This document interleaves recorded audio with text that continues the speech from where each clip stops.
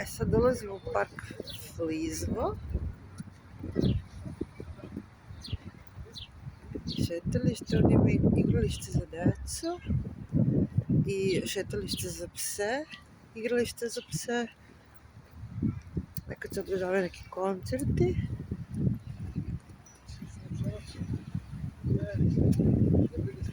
Ovdje je plaž i šetalište.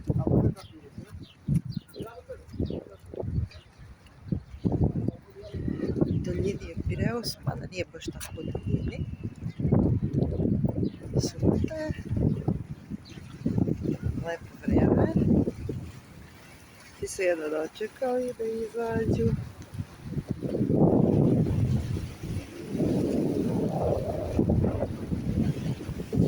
I ja sam rešila vas da izvedem u šetnju.